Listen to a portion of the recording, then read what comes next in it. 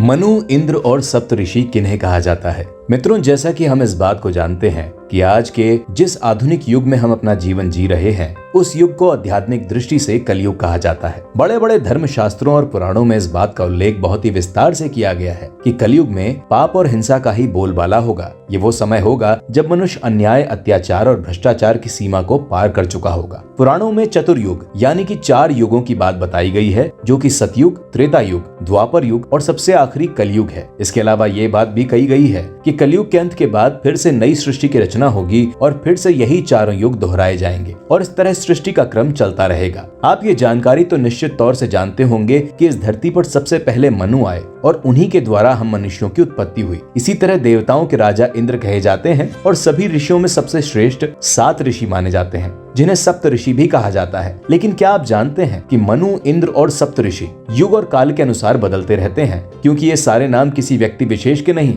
बल्कि एक प्रकार के पद हैं। तो आइए जानते हैं इस रोचक रहस्य के बारे में और गहराई से। इस रहस्य को जानने से पहले हम इससे जुड़ी एक बहुत ही महत्वपूर्ण जानकारी आपको देना चाहते हैं, क्योंकि इस जानकारी का सीधा संबंध इस रहस्य से जुड़ा हुआ है। विष्णु पुराण के प्रथम अंश के 3रे अध्याय में युग और काल की गणना को बहुत ही विस्तार से बताया गया है। इस अध्याय के अनुसार सतयुग, त्रेता युग, द्वापर युग और कलयुग को चतुर्युग कहते हैं और इस तरह के 1000 चतुर्युग को ब्रह्मा का एक दिन कहा जाता है। ब्रह्मा के इसी एक दिन में 14 मनु होते हैं और साथ ही साथ 71 चतुर्युग से कुछ अधिक के समय को एक मनवंतर के बराबर माना गया है। विष्णु पुराण के 3रे अंश के पहले अध्याय के अनुसार ऋषि पराशर मनु, इंद्र और सप्तऋषियों के बारे में विस्तार से बताते हुए कहते हैं कि भूतकाल में सबसे पहले मनु स्वयंभू मनु थे। उनके बाद स्वरोचित, उत्तम, तामस, रैवत और चाक्षुष मनु हुए। ध्यान देने वाली बात यह है कि इन्हीं मनुओं के नाम पर ही मनवंतरों के नाम रखे गए हैं। इस समय 7वां मनवंतर चल रहा है और इसके मनु वैवस्वत मनु हैं।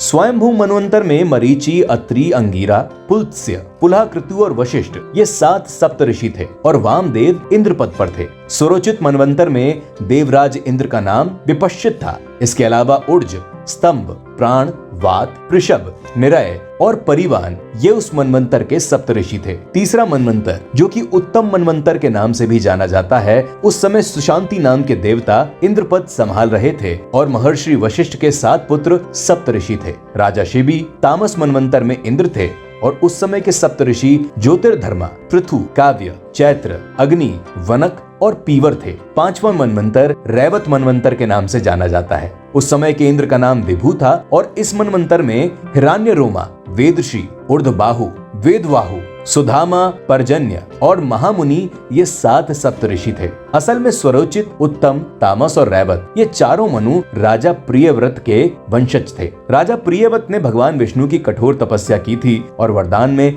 अपने इन वंशजों को मनु पद प्रदान करने की प्रार्थना की थी, जिसके फलस्वरूप ये चारों समय आने पर मनु पद को प्राप्त हुए। 6वें मनवंतर यानी कि चाक्षुष मनवंतर में मनोजर नाम के इंद्र हुए। उस समय सुमेधा, विरजा, हविष्मान, उत्तम, मधु, अतिनामा और सहिष्णु नाम के ये 7 सप्तऋषि कहलाए। इसके बाद महामुनि पराशर कहते हैं कि वर्तमान में यानी कि 7वें मनवंतर में सूर्य के पुत्र वैवस्वत मनु हैं। इस मनवंतर के इंद्र पुरंदर हैं और आदित्य, वसु और रुद्र देवगण हैं। इसके अलावा वशिष्ठ, कश्यप, अत्रि, जमदग्नि, गौतम, विश्वामित्र और भारद्वाज ये सभी सिद्ध ऋषियों को सप्तऋषि की श्रेणी में रखा जाता है। विष्णु पुराण में बहुत ही रोचक और विस्तार पूर्वक 14 मनवंतर के मनु, इंद्र और सप्तऋषियों का वर्णन किया गया है, जिसमें से 7 मनवंतर तक की जानकारी आपको दे दी गई। इसके आगे 3रे अंश के 2रे अध्याय में अगले 7 मनवंतरों के बारे में पराशर जी बताते हुए कहते हैं कि मनु के नाम पर ही मनवंतर का नाम होगा, इसीलिए इस मनवंतर का नाम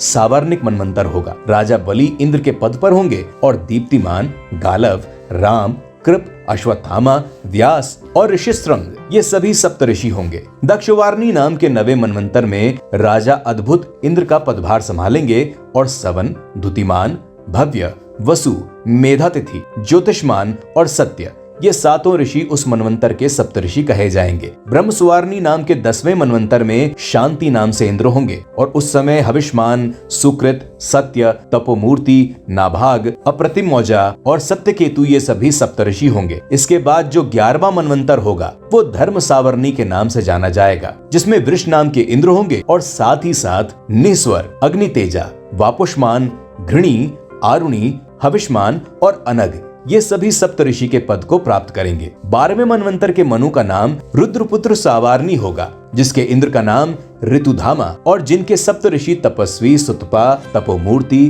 तपोरति, तपोघृति, तपोधुति और तपोधन होंगे। रुचि नाम के 13वें मनवंतर में दिवसपति नाम के इंद्र होंगे और साथ ही साथ निर्मोह, तत्वदर्शी, निष्प्रकंप, निरुत्सुक, धृतिमान, अव्यय और सुतपा ये उस समय के महान सप्तऋषि होंगे। अब सबसे आखिरी मनवंतर भौम नाम से होगा, जिसके इंद्र का नाम महाबली शुचि होगा और उस काल में अग्निबाहु, शुचि, शुक्र, मागध, अग्निघ्र, युक्त और जित नाम के 7 सप्तऋषि माने जाएंगे। इस तरह से 14 मनवंतरों में अलग अलग इंद्र, मनु और सप्तऋषि बदलते रहते हैं। इसके आगे भी महर्षि पराशर कहते हैं कि हर युग के द्वापर युग में खुद भगवान विष्णु वेद व्यास का रूप धारण करके वेद को 4 भागों में बांटकर उसका विस्तार करते हैं। असल में जिस तरह समय समय पर इंद्र, मनु और सप्तऋषि बदलते रहते हैं, ठीक उसी तरह काल के अनुसार समय समय पर वेद व्यास भी बदलते रहते हैं, जिसके बारे में और भी विस्तार से चर्चा हम आपसे अगले वीडियो में करेंगे। आज की ये वीडियो आपको कैसी लगी कमेंट में जरूर बताइएगा। ऐसी और रोचक वीडियो को जानने के लिए आज ही सब्सक्राइब करें नारद वाणी।